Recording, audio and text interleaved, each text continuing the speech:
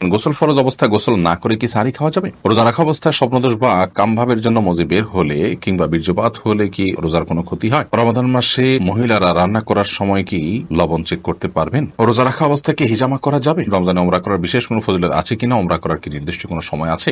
ঘুম থেকে উঠতে না পারার কারণে সাহারি খেতে না পারলে কি রোজা হবে? মহিলাদেরও কি মিসওয়াক করতে হবে? মহিলাগণও কি মিসওয়াক করলে হাদিস বর্ণিত সওয়াব পাবেন? রোজার নিয়ত কখন থেকে করতে হবে? আজানের কতক্ষণ আগে সাহারি খেয়ে শেষ করা উচিত? রোজা রাখা অবস্থায় পিরিয়ড হয়ে গেলে করণীয় কি? সাহারির মূল ও উত্তম সময় কখন? প্রিয় দর্শক, আর বিলম্ব না করে চলুন আপনাদের প্রশ্ন উত্তর দেওয়ার পালায় প্রবেশ করি। বেলাল হোসেন আপনি লিখেছেন, জীবনের অনেক রোজা কাজা রয়ে গেছে, এখন কি আমি আগে পেছনের রোজাগুলো কাজা আদায় করব নাকি এই রমজানের রোজাগুলো আগে রাখবো? দেখুন, জীবনের যদি অনেক রোজা আপনার কাজা হয়ে থাকে ইতিপূর্বে, তাহলে সেক্ষেত্রে সে রোজাগুলো এই রমজানের আগে আগে আপনার রেখে ফেলা উচিত ছিল, কর্তব্য ছিল। এখন তো রমাদান চলেই এসেছে, অতএব এই রমাদানের রোজাগুলো আপনাকে রাখতে হবে। এই রমজান শেষ হওয়ার সঙ্গে সঙ্গেই আপনি বিলম্ব না করে বিগত বছরের, বিগত জীবনের যে রোজাগুলো আপনার কাজা হয়েছে সেগুলো রেখে ফেলার চেষ্টা আপনাকে অব্যাহত রাখতে হবে। এরপরে যে প্রশ্নটি দেখতে পাচ্ছি, জান্নাতুল ফেরদাউস আপনি লিখেছেন, রোজার নিয়ত কখন থেকে করতে হবে? ফরজ রোজার নিয়ত এটি রাতের গভীরে, অর্থাৎ রাতেই করতে হবে, রাতের মধ্যভাগে কিংবা শুরুতে, শেষে, যেভাবেই হোক সাদিকের আগে আগে রাতের মধ্যেই করতে হবে জমহুর আমাদের মতে, অর্থাৎ মালিকি, শাফি এবং হাম্বলি ফোকাহে একরামের মতে। তবে ফোকাহে আহনাফ এর মতে দিনের বেলায় দ্বিপ্রহরের আগে আগে নিয়ত করলেও কিন্তু রমজানের ফরজ রোজা আদায় হয়ে যাবে। অন্যান্য যে নফল রোজাগুলো আছে সেগুলো দিনের বেলা দুপুরের আগে আগে পর্যন্ত নিয়ত করলেই হয়ে যাবে সবার সর্বসম্মতি ক্রমে। তাহলে খোলাসা কথা হলো, রমজানের ফরজ রোজার নিয়ত রাতেই করতে হবে অনেক ফোকাহে একরামের মতে। তবে হানাফি ফোকাহে একরামের মতে ইমাম আবু হানিফা রাহিমাহুল্লাহর মাযহাব অনুপাতে, তার থট অনুযায়ী দিনের দুপুরের আগ পর্যন্ত যদি এই সময়ের মধ্যেও নিয়ত করে ফেলে কেউ, তাতেও তার রমজানের ফরজ রোজা আদায় হয়ে যাবে। তবে শর্ত হলো এর মধ্যে পান বা আহার বা রোজা ভঙ্গকারী কোনো কিছু না করে থাকতে হবে। মিজান হাসান আপনি লিখেছেন, রমজানে ওমরা করার বিশেষ কোনো ফজিলত আছে কিনা? ওমরা করার কি নির্দিষ্ট কোনো সময় আছে? রমজানে ওমরা করার ফজিলত রয়েছে। নবী করিম সাল্লাল্লাহু আলাইহি ওয়াসাল্লাম থেকে হাদিস বর্ণিত হয়েছে, উমরাতুন ফি রমাদান তা'দিলু হাজ্জাতাম মাই, অর্থাৎ রমাদান মাসে কেউ যদি ওমরা করে তাহলে তার মর্যাদা হলো সে আমার সাথে হজের যে সওয়াব নবী করিম সাল্লাল্লাহু আলাইহি ওয়াসাল্লাম বলছেন তার সাথে হজ করলে যে সওয়াব হতো সেরকম সওয়াবের ভাগীদার হবেন রমাদান মাসে কি ওমরা করলে। তবে এই ওমরার কোনো নির্দিষ্ট সময়সীমা নেই। রমাদানের প্রথম দিন থেকে নিয়ে একেবারে শেষ দিন পর্যন্ত যে কোনো সময় ওমরা করলে ইনশাআল্লাহ বিইذনিল্লাহ এই সওয়াবের ভাগীদার হওয়া যাবে। এরপর প্রশ্ন করেছেন রূপা খানম, আপনি লিখেছেন, মহিলাদেরও কি মিসওয়াক করতে হবে? মহিলাগণ কি মিসওয়াক করলে হাদিস বর্ণিত সওয়াব পাবেন?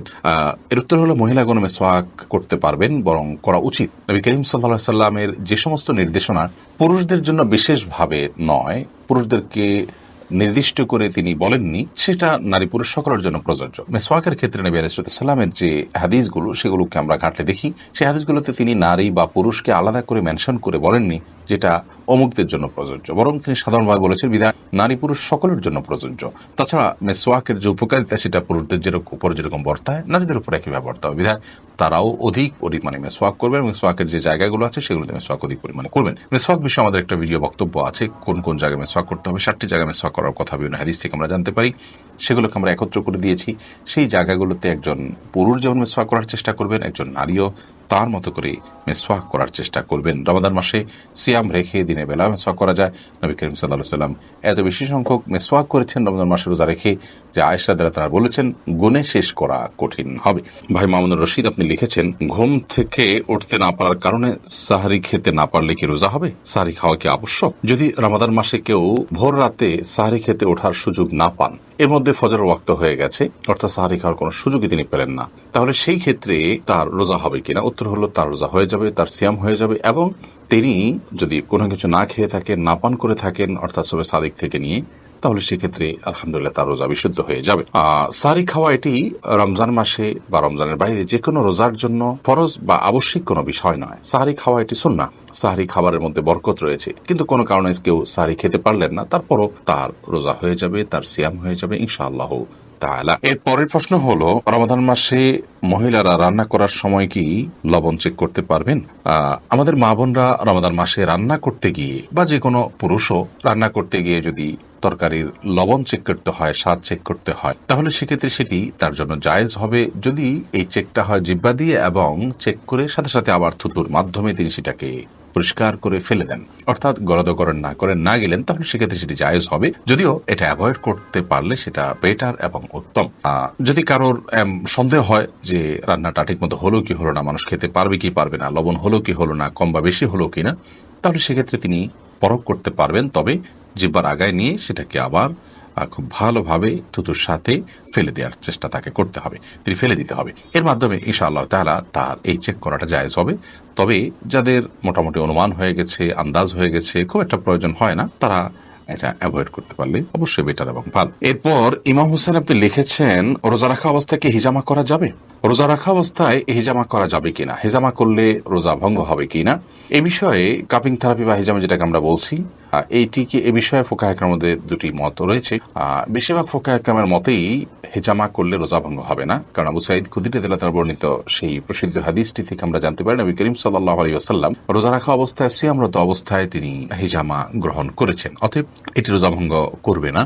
এটি হলো জমহুর উলামায়ে কেরামের মত। যদিও ফোকাহে হানাবেলা বা আহমদ ইবনে হাম্বল রাহিমাহুল্লাহর যে থট, সেই থটের অনুসারে উলামায়ে কেরামের কেউ যেমন ইবনে তাইমিয়া রাহিমাহুল্লাহ, ইবনে বাজ রাহিমাহুল্লাহ, ইবনে উসাইমিন রাহিমাহুল্লাহ সহ অনেকের মতেই যদি রোজা রাখা অবস্থায় কেউ হেজামা করেন তাহলে তার রোজা ভঙ্গ হয়ে যাবে।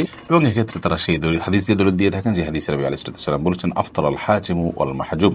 সেই হাদিসের অনেক ব্যাখ্যা, অনেক বিশ্লেষণ, অনেক আপনার জবাব প্রথমত উলামায়ে কেরাম দিয়ে থাকেন। যাই হোক, তো খোলাসা কথা হলো যে জমহুর বা সংখ্যাগরিষ্ঠ আমাদের মতে হিজামা করলে রোজা ভঙ্গ হবে না।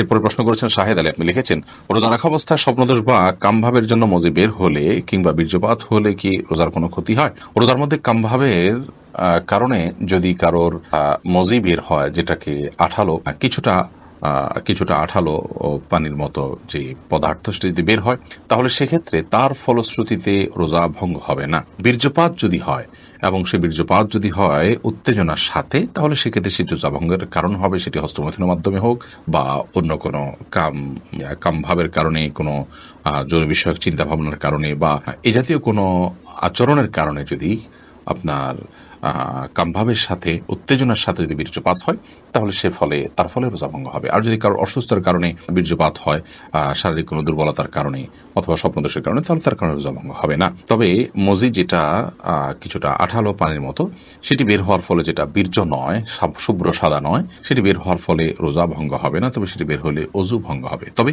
রোজা রেখে আপনার মজি বের হতে পারে এরকম কোনো চিন্তা ভাবনা, কল্পনা বা আচরণ থেকে বিরত থাকা উচিত। সিয়ামের যে মৌলিক লক্ষ্য আছে, সেই লক্ষ্য সাধনের স্বার্থে এবং প্রয়োজনে। সাকিব হাসান আপনি লিখেছেন, গোসল ফরজ অবস্থায় গোসল না করে কি সাহরি খাওয়া যাবে? যদি কারোর গোসল ফরজ হয়, তাহলে গোসল ফরজ অবস্থায় যদি আপনি সাহরি খেয়ে নেন, এই কারণে যে এখন গোসল করতে গেলে সাহরি খাওয়ার সময় আর থাকবে না, অথবা যে কারণেই হোক না কেন যে আমি পরে গোসল করব, তাহলে তার ফলেও সিয়াম হয়ে যাবে, কোনো অসুবিধা নেই। তবে অবশ্যই ফজরের সালাত আদায়ের প্রয়োজনে ফজরের সালাতের আগে আপনাকে ফরজ গোসল করতে হবে। কিন্তু গোসল ফরজ হওয়া অবস্থায়, অর্থাৎ শরীর অপবিত্র অবস্থায় যদি কেউ খাদ্য গ্রহণ করেন এবং সাহরি খেয়ে ফেলেন বা রোজার নিয়ত করেন, তাতেও রোজা হয়ে যাবে, সাহরি হয়ে যাবে, কোনো অসুবিধা নেই। যদিও গোসল করে তারপরে খেতে পারলে সেটা উত্তম, তা বলাই বাহুল্য। তানজিনা আপনি লিখেছেন, রোজা রাখা অবস্থায় পিরিয়ড হয়ে গেলে করণীয় কি? পিরিয়ড যদি হয়ে যায়, তাহলে ওই দিনের যে সিয়ামটা আছে, ওই সিয়ামটা আপনাকে পরবর্তীতে রমজানের পরে রেখে দিতে হবে। আর পিরিয়ড হয়ে গেছে, এখন আপনি অন্য রোজাদার সামনে আপনি খাদ্য গ্রহণ ইত্যাদি থেকে বঞ্চিত থাকবেন এবং ওইভাবে পার করবেন। মাজেদ মুন্সি আপনি লিখেছেন, সাহরির মূল ও উত্তম সময় কখন? আজানের কতক্ষণ আগে সাহরি খেয়ে শেষ করা উচিত? দেখুন, সাহরির মূল এবং উত্তম সময় হলো রাতের শেষ প্রহর, রাতের 3 ভাগের শেষ ভাগ বলতে পারেন, এবং বিশেষ করে আজানের অন্তত 10-15 মিনিট আগে সাহরি খেয়ে শেষ করবেন। এটি হলো সবচেয়ে উত্তম সময় সাহরির জন্য। যদি আপনি তার একটু আগে খেয়ে ফেলেন, তাতেও সাহরির যে সওয়াব সেটি আদায় হয়ে যাবে। সাহরির ক্ষেত্রে বেশ অনেকগুলো জিজ্ঞাসা আছে, একটা ভিডিও ক্লিপ আছে আমাদের, সেখানে আমরা সাহরি সম্পর্কিত কমন 10টি প্রশ্নের উত্তর দেওয়ার চেষ্টা করেছি। সেই ভিডিওটি দেখে নিলে আশা করি এই বিষয়ে সমস্ত জিজ্ঞাসাগুলো আপনার সমাধান পেয়ে যাবেন। তবে মৌলিকভাবে এটুকু বলে রাখি যে রাতে আপনি ঘুম থেকে ওঠার পর দুপুর রাত থেকে, অর্থাৎ মাঝরাত থেকে নিয়ে ভোর রাত একটা ফজর আজানের আগ পর্যন্ত, সুবহ সাদেকের আগ পর্যন্ত যে কোনো সময় আপনি খেলেই সেটা সাহরি হিসাবে বিবেচিত হবে, বিশেষ করে ভোর রাতের শেষ প্রহরে 1/3 ভিতরের শেষ অংশে। আর একেবারে শেষের দিকে খাওয়াটা হলো উত্তম সওয়াবের কাজ, সুন্নাহ, বিশেষভাবে ফজিলতপূর্ণ। তবে একেবারে শেষের দিকের মানে এই নয় যে আজান হচ্ছে ভাব ঠিক সেই মুহূর্তে আপনি খেলেন, অর্থাৎ সুবহে সাদেকের ঠিক সঙ্গে সঙ্গে বা ওই টাইমের কাছাকাছি সময়ে আপনি খেলেন, এটি কিন্তু উত্তম নয়।